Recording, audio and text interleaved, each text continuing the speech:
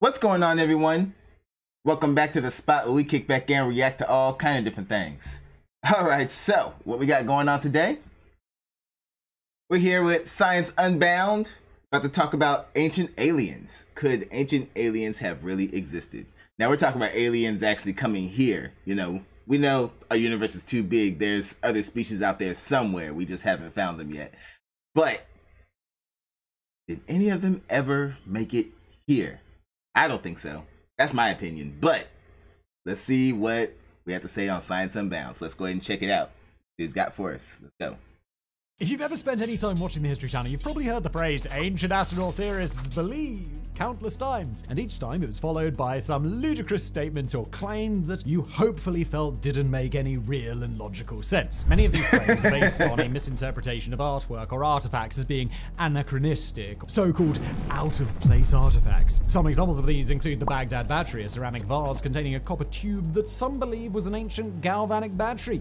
While this very technically could theoretically work, it means sort of it is much more likely that the tube had previously just contained scrolls that were in the vase for safekeeping but had since decomposed. Similarly, there is the helicopter hieroglyph, an ancient Egyptian carving from the Temple of Set. Or, I mean, you never know. They might have figured out how to make themselves a battery. It's like the fact that we don't know what the ancients were doing, what ancient civilizations were doing and everything. The fact that there's still stuff we haven't figured out. You can't count them out. Apparently, they knew how to do some things that we didn't know. Otherwise, we'd have figured out all of their stuff already. One that kind of looks a bit like a helicopter. Even though we now know that this image came into being because the original hieroglyphs were plastered over and recarved to change the name of the current king, there are some that claim it is the result of an Egyptian encounter with extraterrestrials. But what if ancient astronaut theorists are actually correct? Not about the helicopter thing, of course, that'd be ridiculous. There's no conceivable reason that a species who managed to conquer interstellar flight would load up their spaceships with 1960s style helicopters to navigate around our planet. That would just be plain silly. That said, For real, some of these conspiracy theories just be going so far. Just like, wait, hold up. It's getting a little out of hand here. It's less of a conspiracy theory and more of a wild, wacky cartoon at this point. Could the general idea that extraterrestrials have visited Earth during ancient history or prehistoric times actually be true? And where did the ancient alien theory even come from? So the idea that there is other life in the universe dates back to ancient times, at least in a manner of speaking. Ancient philosophers understood how unlikely it would be in a vast universe to only have a single planet harboring life, comparing it to if a single ear of wheat grew on a vast plain. However, the only way other worlds were conceived in ancient times was more like a multiverse rather than life on distant planets. That notion didn't become a popular idea until the medieval times, and it was extremely popular. Even the Roman Catholic Church was on board with the idea of life on other planets. Nicholas of Cusa wrote an extremely popular book on the topic before going on to become a cardinal and a papal legate, essentially the Vatican's version of an ambassador. Now, of course, you've probably already... I mean, I can see them being on board with it because the idea comes up, oh, God made the universe. Oh, there's other life out there. It's like, sure, he's God. He could do it. So I can see them jumping on board with that. Already noticed a problem. Ancient astronaut theorists often bring up incredible advancements in maths and science from ancient Greece and Rome as proof that extraterrestrials visited Earth to give humanity a bit of a helping hand. If that was the case, why would the Greeks and Romans have been contemplating the possibility of other life in the universe? They shouldn't have been speculating about it in philosophy texts, they should have been recording it in the history books. But look, we're getting ahead of ourselves. The idea of life on other planets rose to popularity during the medieval times, as we said, and aliens began appearing in science fiction stories. Sometimes they came to Earth, and sometimes we found them on Mars or the Moon, but it was always depicted as a new encounter for both species. It wasn't until the very end of the 19th century that the idea of ancient aliens first appeared in books like Edison's Conquest of Mars. This new idea continued in science fiction until the 20th century, carried on by authors like H.P. Lovecraft. You see that cover? That cover so did not age well. Hold up, let's bring that back. Look at that. That's like right along with those old cigarette commercials and those old like little posters and stuff. Man, they did not age well. Continued in science fiction until the 20th century, carried on by authors like H.P. Lovecraft. But for decades, it was entirely meant as fiction, because of course it was. The first person credited with proposing ancient aliens as an actual theory instead of a plot device was the British writer Harold Wilkins. Wilkins had studied English and history at the University of Cambridge before beginning what is charitably referred to as a career in journalism. Most of this supposed journalism was based around rumours of pirate gold and mysteries like the Mary Celeste. He was also a big believer in things like the Hollow Earth theory, claiming that tunnels into the Earth located in Brazil were home to the descendants of Atlantis. Journalism. Wilkins was also... So he was one of the first conspiracy theorists. He would definitely be a YouTuber today with a theory channel.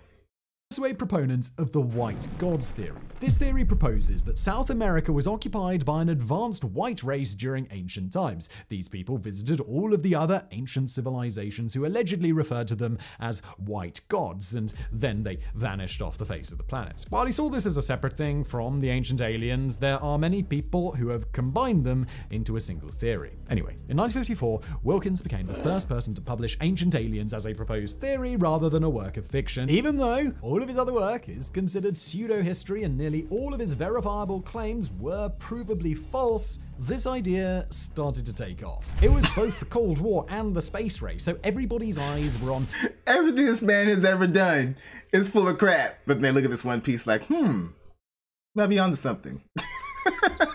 I swear. Either alleged UFOs or mankind's first journeys into space. And if we could now leave our planet, well, why couldn't the aliens leave theirs? Then in 1963, the worst possible thing happens. Carl Sagan, an honest-to-God scientist, wrote a paper about the Drake equation in which he actually gave the theory genuine consideration. Believing that there should be 1 million intelligent civilizations in the Milky Way galaxy alone, some of them only a few hundred light years away, Sagan said that it was theoretically possible that aliens could have previously visited Earth. There were certain stories from ancient myths that could have described encounters with ancient aliens, and he figured it was worth a second look. To be clear though, Sagan said that everything he wrote was entirely speculation. It was all unproven, and it was extremely improbable. 3 years later, he co-authored a book with... Okay, at least he was real about it. He was like, I'm just spitballing ideas. None of this stuff is fact. It's all fiction. I'm in my head, just brainstorming. So I can get behind that. Soviet astrophysicist Arsen Shklovsky, in which they expanded on the idea presented in Sagan's paper. Again, they emphasized that their work was just speculation and should not be viewed as valid evidence of extraterrestrial contact. And yet, even when people go out of their way to say that, we know what's going to happen. We know what's going to happen. He's going to talk about how people did not listen to them saying, this is just speculation, and they're going to take it as fact. And that's the problem with the title of being a scientist or, anything like that, is that even if you tell people one thing, they're going to go in a completely different direction based on how their brains work. They think, oh, you're a scientist, so everything that you speak of is supposed to be 100% factual. Even when they're telling you, no, I'm not talking about facts. I'm just talking about, this is all speculation. They're not going to hear that part. They're just going to be like, oh, this is facts. No. Intact. From the moment Sagan declared that maybe this is possible, but also probably not, it was off to the bloody races. Within years, authors were publishing books in which they took speculation posed out of scientific curiosity as valid evidence of extraterrestrial contact, because even in the 1960s, people only read the headlines instead of the actual article. Exactly. While the authors and History Channel personalities who have made a career out of pushing this idea are too numerous to discuss, they all rely on the same arguments. Oh man, and then there's the people who's going to pretty much ride this whole thing for money and ride it all the way into the ground. They're the biggest problem because we can't even correct an issue because they want to perpetuate it for profit.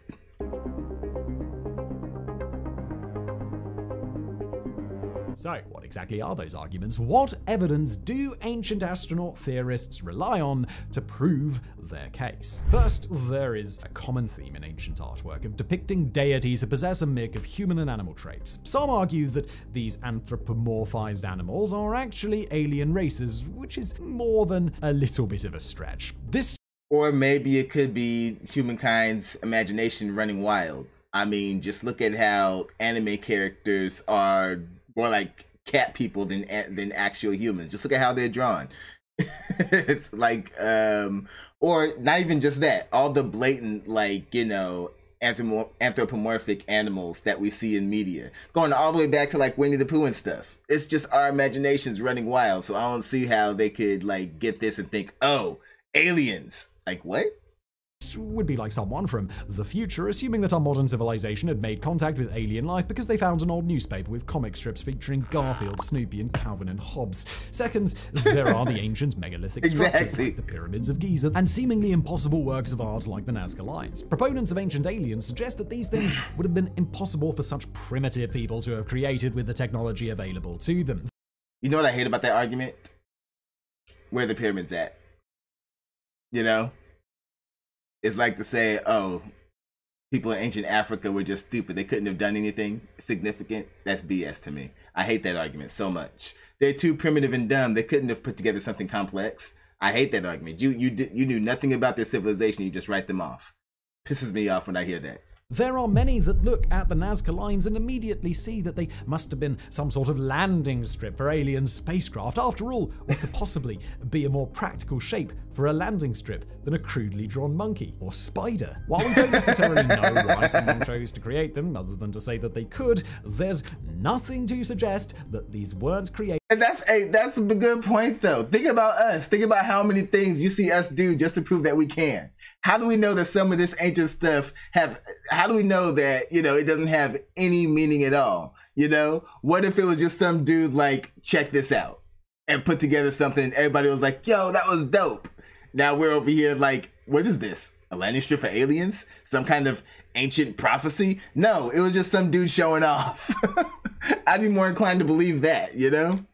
By humans. It wouldn't be that difficult to draw the intended design and then plot out the points in the landscape to scale that design up massively. It would certainly take a while and it would be a massive pain in the arse, but it doesn't require advanced technology. And why would aliens even want to draw these lines? Perhaps if they could be seen from space, one could argue that the lines were meant to be some sort of post-it note on our planet to remind them of what sort of flora and fauna existed here. That's not a sensible explanation, but barring that there isn't really any explanation for why extraterrestrials would construct these lines, it sort of has to do. And then there are the pyramids. One author put forth the popular theory that Egypt essentially sprung out of nowhere as a ready-made civilization complete with the Pyramid of Giza that had been constructed for them by aliens. But again, this doesn't make any sense given all the other archaeological evidence. There is clear evidence of the progression of ancient Egypt. We can even see the burial sites evolve from small mounds of clay to larger pyramids, and there is a lot of historical evidence detailing the construction of the Great Pyramid. Modern experiments have even demonstrated that it is possible to move a 40-ton stone with about 100 people using only the technology that would have been available at the time. Admittedly, that giant stone was only moved a few inches, but they were also just researchers trying to prove a point. Ancient Egypt... Exactly. You swap those researchers out with people who's been lifting and moving stuff all their lives. They got some muscle on them and stuff. And you'll see some different results there. I bet you if those researchers would have, instead of using themselves, got like 100 bodybuilders to do the experiment, yeah, they'd have seen some different results. Of over 1 million, and the pyramids were built to honor their pharaohs, who were viewed as literal gods. They would have been a lot more motivated and had a lot more than 100 workers at their disposal to get the job done. Exactly. So maybe aliens weren't responsible for these megalithic structures, but could they have left behind something small? Now, we've already touched on the idea of out-of-place artifacts, and there are countless examples used by ancient astronaut theorists. Many of them are either hoaxes or deliberate misinterpretations of archaeological artifacts. But let's look at two of the most popular artifacts used to prove aliens helped shape earlier society. First, there's the Saqqara bird, a wooden bird from ancient Egypt. The stylized version of a bird makes it look a lot like an airplane, and some have argued that it's evidence the Egyptians understood the principles of aviation. There are even claims that the Egyptians invented the first airplane in the 3rd century BC thanks to scientific knowledge passed to them by aliens. Of course, there is a simple reason that a wooden toy bird might look a lot like an aeroplane, which is that airplanes look like birds. That's entirely by design, as birds were indeed. I love it. I'm like, wait a second, don't I was thinking the same thing. Like, how do they come to these conclusions? It's like they are reaching so hard. I'm just like, where did they come up with the idea for an airplane? Just looking at birds like we did? Like, come on now. Indeed studied extensively in the creation of airplanes. But the original artifact was far too heavy to ever fly, so models of the Sakara bird were made using balsa wood, a material commonly used in toy and model airplanes. They even added a vertical stabilizer to the tail to give it greater odds of success. The result was a mediocre at best toy glider, hardly proof that the Egyptians had mastered aviation. The other, and allegedly more compelling piece of evidence that we'd like to examine is the Antikythera mechanism. This was an ancient Greek computer built in the 2nd century BC. Looking just at the headline, the idea of a computer from 150 BC certainly seems like evidence of alien intervention, but there is more going on here. Or maybe just evidence of a genius in those times. Like, The Antikythera mechanism isn't a computer in the modern sense. It's what is referred to as an analog computer, a hand-cranked system of gears that performed a specific action, in this case, a form of computation. More specifically, the mechanism was an orrery, a mechanical model of the solar system used to calculate the future position of celestial bodies and to predict eclipses decades in advance. While the Antikythera mechanism is one of the oldest known of these devices, the ancient Roman philosopher Cicero made reference to them having been constructed by Greek polymath Thales and Miletus in the 6th century BC. One could argue that that just changes the timeline of alien intervention, but there is a much bigger problem. The device discovered in the Antikythera shipwreck is based on a geocentric model of the solar system. Why would an alien civilization travel hundreds of light years to Earth, give humans advanced technology, but still let them believe that the sun revolved around the Earth? Given that we already know ancient astronomers were capable. The only way is if those ancient aliens were some pranksters. They were some dicks. They're like, you know what? Let's just confuse their entire population for a few thousand years. That's the only. And no, that doesn't make sense at all. Still, no. So again, reaching extremely hard. Of performing the necessary calculations on their own, it makes more sense that they invented these devices on their own as a means to shortcut the process.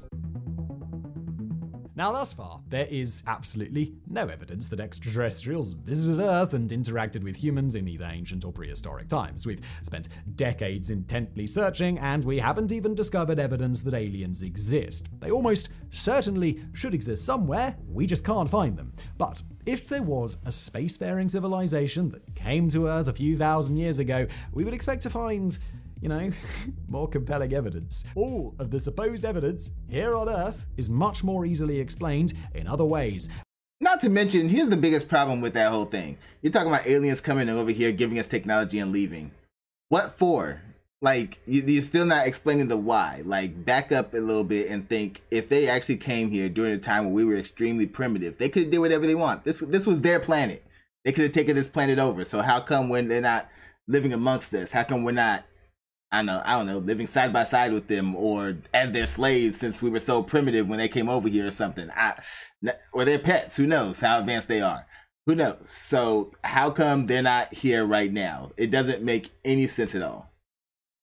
And those explanations tend to be supported with additional archaeological evidence and historical documentation. We also haven't found any evidence in outer space that would suggest the ancient astronaut theory, and if it was actually true, we'd kind of probably expect to find something. Though our expectations are based on our own experiences and understanding of technology, if an advanced species was both close enough to Earth and capable of traveling here, we should see some evidence of their existence, be it a planet covered in city lights, a Dyson sphere surrounding a star, or even radio signals that they'd broadcast centuries ago. We should have found something. Of course, this complete and total lack of even the tiniest shred of evidence supporting ancient alien theories doesn't actually mean that it's impossible. Like Carl Sagan said, it is unproven and improbable, but it is still technically possible. Given the current lack of evidence, if aliens really have visited humans, it almost certainly would have happened in prehistoric times before we could properly record what happened. Then again, this entire concept was born out of fiction stories anyway, so maybe ancient astronaut theorists are overthinking something that was just meant to be an entertaining story. I mean, maybe. After all, there isn't an entire industry based on trying to prove Hogwarts is a real school. At least we really f***ing hope there isn't. We hope there isn't, but There probably is somewhere. Probably not a big group, probably really small, but I feel like they're out there somewhere. We still have flat earthers, so you know, you never know. Oh man, but yeah, that's my biggest thing when I think about aliens and such is we want to talk about them being here. Because yeah, our universe, our galaxy is just too big for there not to be other life out there somewhere. But whether they came here, that's where my stance is. Nothing has ever come here, in my opinion. Because my thing is, one, there's absolutely no evidence for it. All the examples that we want to come up with for, oh, this could have been aliens, is just us in a roundabout saying, oh, these people were too dumb to have done this on their own. Which is more of an insult than anything else when you really think about it. So my thing is, unless you can give solid proof, then to me, no, it hasn't happened. This is just the progression of mankind that we're looking at and not understanding, because mankind has not always been in a position to record history for the future generations. And so we end up finding stuff before recorded history, and we're just like, what's this? We got to figure it out. As far as the aliens go, they're out there somewhere. But again, in order for them to get here, one, they would have to figure out not just, you know, space travel, but just like how we have all these different types of technology that we have to use just to maintain life and everything, they would have to figure out how to do so much and then how to maintain doing that while traveling across space. And then they have to hope that they can actually survive on this planet. You know, not all forms of life are the same. Some forms of life need to exist in extremely different conditions from us. So what if their planet is poisonous to us and vice versa?